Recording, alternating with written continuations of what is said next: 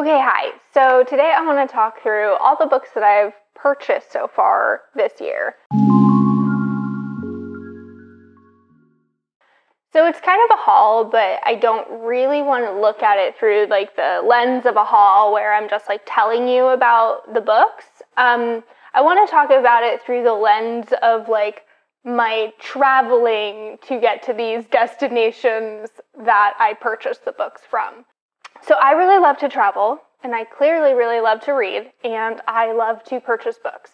So a lot of the time, those two things go hand in hand, and I really love that when I travel, I seek out used bookstores or indie bookstores, and I like to buy things from them. And I really love that because it's really quite interesting to see how different these places like stocks are, or authors that you see a ton of in one part of the country that you don't necessarily see a lot of in another part of the country. So this is an ode to my travels and the books that I have purchased along the way for the first half of 2024. Okay, so the first stop along the journey is in February. I've talked about it a lot on my channel, but I live in upstate New York now, and I grew up in California near Berkeley. So I go back maybe once every 2 years to visit. I grew up in the East Bay, and since then my mom has moved to closer to Sacramento. And so now when I go, I have to split my time between where my brother lives, where my dad lives, and where my mom lives. So I did that. A lot of these first ones are from half-price books, which I don't remember which ones we went to, but there's one in Martinez, and there's one in Dublin.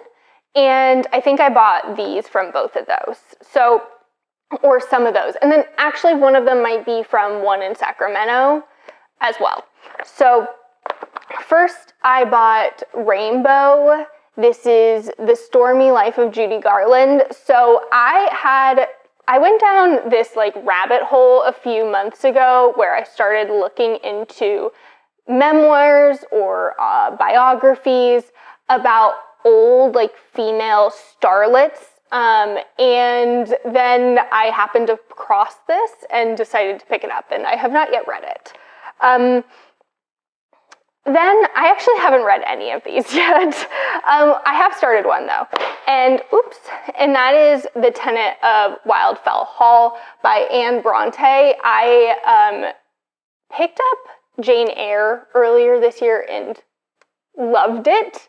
And decided to keep going down the line of reading the Bronte sisters. I am like actually about halfway through this right now, and I thought that the actual edition was very pretty. There's a lot of like really hideous editions of these books. And then I don't think I've talked about it at all on this channel, but I am attempting to learn Spanish, and so I was like, what better way to learn than to attempt to read it? And so I picked up books that I already know, so that way I have context clues already to read them. So I know people don't like it when you buy books by J.K. Rowling, but I got Harry Potter y la Piedra Filosofal. So yeah, I'm about halfway through this. I read and listen to the audiobook at the same time. It's like a very slow process because it's much more about learning than anything else. Okay, and then I went to some indie used bookstores closer to Sacramento. Okay, so the first one I've been to multiple times in the past. This is Trent's Bookworm, and is it technically in Sacramento? Fair Oaks. It's technically in Fair Oaks. And I got Red Dirt, and one of the things about me as a purchaser of books is I purchase books for the reader I want to be and not the reader I actually am. which is why sometimes things stay on my shelf for long periods of time, because I really like, when I buy books, I buy for like the meta of it, and because I hate going into a used bookstore and not buying something and not helping to keep them open. So one of the things that I do when I buy used books is I look to see if I could even get it through my library, and I really like to buy from small publishers. So this is a book that is like a noir, and it's out by Bamboo Ridge Press, which I had never heard of. It takes place in Hawaii in the 1950s, and you're following a Japanese-American detective. So a lot of like very interesting meta concepts that put together I had never seen in a book before, which is why I wanted to purchase it. Okay, I don't remember what bookstore this is, so hopefully I can find it when I edit, because I loved this place. So first off, they were revamping the whole store. I walk up and it's like a door in like an outdoor shopping mall, and like the blinds are down and it looks like unopened. And so we almost didn't go. And then I just decided to get out of the car and see, and I opened the door, and like I was confused because the door opened, and they looked confused because I showed up. And essentially they were redoing the whole store, like reorganizing, and they were like open during that time, but they weren't advertising that they were open. Because before, they had the entire store alphabetized by author name, regardless of genre, and people hated it. It was also really cheap, very cheap. Okay, these are like books I wouldn't sit down and read. So we'll start with those. So I got an old hand bookbinding instruction manual. I got this because I have toyed with the idea of binding fanfics for myself, for personal use. I would like to clarify. And I have typeset multiple books, but the process of binding sounds kind of like a nightmare. There's a lot of YouTube videos on it. There's a lot of people with resources online. But then I saw this hand binding book. I actually think my partner found it for me, and I couldn't resist purchasing it so that I could hopefully use it when the time comes that I actually decide that that's a hobby I want to go down the path of. Next one, cookbook. So I have like a little bookcase. I should do a bookshelf tour of my cookbooks, because it's actually quite a cute area in my kitchen. But I got this book, Tokyo Cult Recipes, from there. The guy told us that this was his old roommate's book that he didn't want anymore, but he had tried recipes out of it and liked them. Or his roommate tried them and made them, and he ate. He reaped the benefits. Anyway. Okay. Last one that I'm not actually going to read. This is called The Principles of American Nuclear Chemistry. Okay, just can we please for a moment appreciate this old cover? Yeah, pretty epic. This was written in 1970. It's like, and it's about the Los Alamos labs, and in the 40s. And I have a friend who now works at the Los Alamos labs. So I thought it would be funny to send this to him, but I haven't actually done it yet. So it's just been sitting in my closet waiting for that moment. Okay, now on to the ones that I will actually read. So Ruth Ozeki, My Year of Meats. I've been wanting to attempt a Ruth Ozeki book. I have not read anything from her, and this is the one that I am most drawn to. And then I think that it's an unofficial thing that I'm attempting to do, but I do want to kind of acquire the African Writer series that was originally put out by Heinemann Publishing, and it's a defunct series. They're not putting new books out in it, and they have a lot of different editions. These are the ones that I like the most, where it's like orange on top, but even then you can see that they're not actually the same. Okay, but I got 4 books from this series at this store, and I got Ambiguous Adventure, The Voice, The Palm Wine Drinkard, Devil on the Cross. I've read a different book by this author, something about wheat, and I enjoyed it, but I didn't love it. So we'll see how I fare with this book. So that got me through February. And then let's talk April. In April, I went to Spain. And so I bought some books written in Spanish. And this is, again, for my attempts to learn Spanish. So Los Juegos del Hambre, The Hunger Games, I purchased this new. When I was in Barcelona, I think I purchased all of these in Barcelona, which is actually interesting because Spanish is a smaller section in Barcelona bookstores. It's Catalan. That is the first section you see, and then you'll see a Spanish section, at least in the bookstores I went into, and then you will see different language sections in the back as well. Percy Jackson, which I've actually never read, but I was like, it's a kid's book, so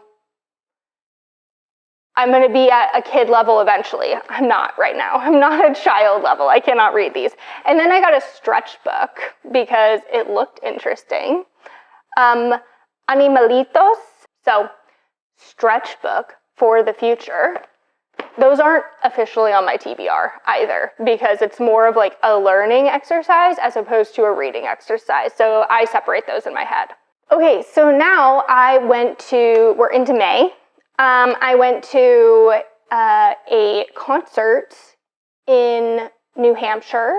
I went to see Our Last Night, and it was their covers only tour.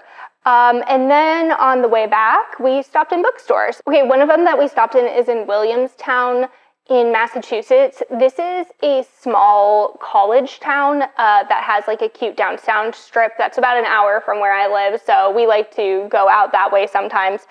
This was on our way back, and they have a used bookstore that's run by volunteers, that's run through their local library. And so I have already read both of these, but I bought Mad Ship and Ship of Destiny. I don't own the first one. These are the only 2 that they had, but I really love this series, and I really love these covers, so I wanted to have my own copies. Just so classic. Yeah, look at that. Iconic. Just completely iconic. Okay, and then I stopped in Stephentown, and this bookstore, Stephentown, New York, so went across the border. Stephentown, I think I talked about this in my used New York, my favorite bookstores of upstate New York video. So this place is out of an old house, and it's literally just on like a random road. You would never know you're passing a bookstore. You just feel like you're in like a rural part of upstate New York. And they have like a book house, and that's 2 stories. And then they have, you will have to walk outside, and then there's like this kind of other shop that they call the Bazaar, and it has different little booths that you can purchase stuff from as well, but you go into the bookstore. It's not like people are sitting there at their booths, but it's things sold by different people locally. I really love this bookstore. They put on events. I went to their Pride event last year. They're just like doing a lot for this little town, very little town, very little conservative town, and it's just like this like bubble of joy, and yeah, I love it. I always have to buy something when I go there. I bought a shirt that is like it's bleached. It's black and it's bleached, and it looks like the shape of very abstract version of the shape of a cat sitting on a pile of books that I got when I was there.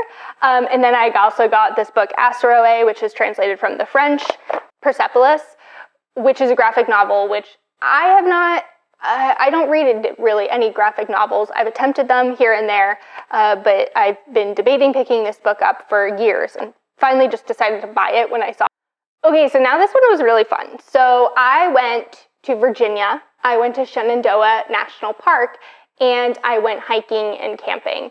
And one of the days that we were there, we decided to stop in a local town that we had never heard of and had no plans to go to. And it was Charlottesville. Yeah, it was Charlottesville, Virginia. And we went for coffee. And then I saw that, because I had to check, right, that there were a ton of used bookstores and bookstores, just like in a very dense part of town. And then I find out that they're doing a book crawl, where if you buy something from each of, like, I think the 6 stores, then you get something. And of course I had to partake, because how adorable. I love the idea of a book crawl. So I came out with this little bookmark, which, you know, did I spend way more on books than I needed to? Yes, but now I have this token. And I'm not normally one for just owning things, but I love the story behind that. So I bought a book from every store in town. First off, if you're ever there, go to Mud House Coffee. It was great. I had a Nitro Americano, one of the best things I'd ever had. It was so hot that day, and it was great. Okay, but we'll go kind of like in order down the street. So I went to Hello Comics, which was a comic and graphic novel shop.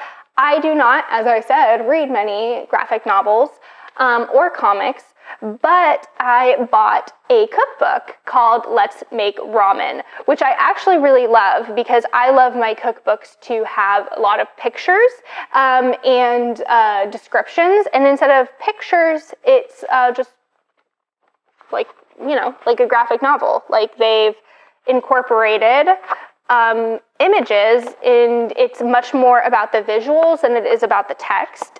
So I am really excited about this book. I haven't actually done anything with it yet, but bought it in May. It's still summer. It's too hot to really be making ramen. Okay, and then I went to Blue Whale Books, and I bought The Basque History of the World. So, as I said earlier, I was in Spain. I was in Basque Country. And while I was there, I had a interest in learning more about the history of the area. Now, this is not written by someone from there. It's written by Mark Kolansky, who wrote Salt, that I DNF'd, but I'm gonna give it an effort to read. I've also deluded myself into thinking that the best books about Spain are going to be in Spanish, and therefore I have to know how to speak Spanish before I read the books, which is just unhinged. But yeah, that's how my mind works. The next one I went to was Second Act Books, and there I bought a short story collection called Wildflowers that takes place in the Bay Area partially. The cover hooked me, so decided to purchase that from there. The next one, New Dominion Bookshop, I bought this one new. So this is Arabesques. So this book I bought for the meta of it, and I will explain a little bit more. So first, NYRB. I love NYRB books. They just have a really great feel to them. So this was written in Hebrew by a Palestinian Christian raised in Israel. And it's partially a memoir, and it was written in the 80s. So that just gave me, I was just fascinated by that in the history of the book itself. Next, I went to what I think is my favorite store in town, and that is The Beautiful Idea. So The Beautiful Idea is queer. It is a store that is that is celebrating queer people, that is celebrating queer books. It had so many small niche queer books, all new books. It had an area in the back for people to be able to hang out. They had a place where people drop like feminine hygiene products off that people can just take. It's like a give and take program, and it's entirely run from volunteers. And there's a lot of like queer artists that had little places that they were selling their art in the front. Again, they're not sitting at their stalls. It's just like you buy it from them. I loved this place. I bought this. Pretty great. And then I should go grab it because I also bought a picture that I really liked, but I'll talk about the book first. So I bought The Gold Persimmon, which just sounds like a creepy kind of thing where it takes place in a hotel. Maybe people are trapped in there. I don't really know. And it has like a spine on the spine, and this is out by a publisher, Creature Horror, which I've actually read another book from them, so I was intrigued when I saw a place actually keeping these in stock new. Let me get the thing that we bought. So it says, "Let me serenade you, my love," and then it says, sings Halo 3 theme song. Just so niche. Our alarm in the morning used to be the Halo 3 song, so we just thought that was really funny, and it's going to go up in my partner's office. And then the last bookstore I went to there was Daedalus Bookshop, and there I bought Shock Therapy by Karen Finley, which has been on my radar for years. It's out by City Light Books, which is a publisher and bookstore in San Francisco that I have been to many a times. So decided to finally buy this. It has really low reviews, but we'll see. That was all for Charlottesville. And that is what got me this glorious little bookmark. Now let's move on. So back at home, I went to my local favorite used bookstore, which is Devin Hudson in Albany, New York. I love this place. I can never say enough good things about this place. I sell back a lot of my books that I get rid of there. I love talking to the guy who owns the store every time I go in there and I buy books. And yeah, it's just one of my favorites. So it couldn't be 6 months of buying books without buying books from him. So one of them is Broken Stars. This is a science fiction short story collection translated from the Chinese by Ken Liu. This is the second one in I guess, like, it's not really a duology, but a duology of short story collections. Broken Earth is not Broken Earth. I'm thinking of the Broken Earth trilogy. I can't think of the name of the first one, something Earth, and I really loved it. It was one of my favorite books of the year many years ago, and so I saw this finally used and decided I had to buy it. And then this one is called Stone Upon Stone. This is by, I actually own a few books by this publisher. This is Archipelago Books, and this is a day in the life almost of a Polish farmer post-World War II. I just thought that was an interesting perspective where you go really deep in his life and you're just seeing him living in his rural village and like the kind of fallout of the things that have occurred. And I just decided I wanted to pick it up. I had never heard of it before. Now we're into July, and I went to Menominee, Wisconsin for work. And I stayed downtown Menominee. It is a small college town. And from my window, I could see a new/used bookstore. So obviously, I had to go. I ended up buying all new books when I was there, and they were all by, well, not all, but multiple were by small presses that were by Indigenous authors. So this one is The Wolf's Trail, which is a book told from the perspective of wolves. Yeah, this is an Ojibwe author. And then this is a short story collection called Attitude 13. It's a literary expression of the author's love for her island home of Guam. So wanted to pick that up as well. I don't think I've ever read a book by an author from Guam.